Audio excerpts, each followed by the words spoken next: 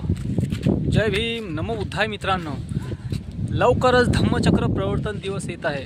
ह्या उपलक्षाने आपण आज चिंचोली येथे आलेलो. इथे धम्मचक्र प्रवर्तन दिनाची तयारी कशा पद्धतीने चालू आहे याचा आढावा घेण्यासाठी आपण इथे आलो.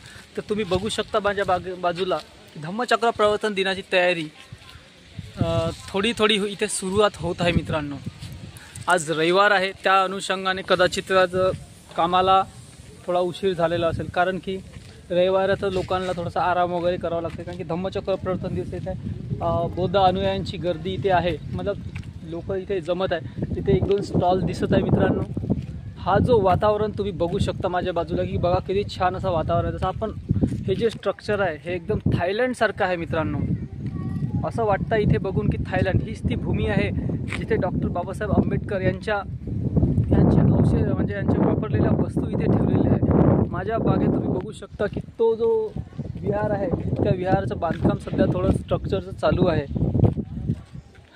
तिथे बाबासाहेब आंबेडकरांचे टाईपरायटर, त्यांचे कपडे, आणखीन बऱ्याच गोष्टी तिथे ठेवलेल्या आहे. मित्रांनो, सध्या तिथे ताला लागलेला आहे, त्यामुळे आपण तिथे सध्या जाऊ शकत नाही. तिथे काम वगैरे चालू आहे. तुम्ही बघू शकता माझ्या बागेत की बघा हा जो नजारा किती छान आहे. तिथे बौद्ध विहार वगैरे आहे. चला तिथे आपण थोडंसं दर्शन करून घेऊ पहिले.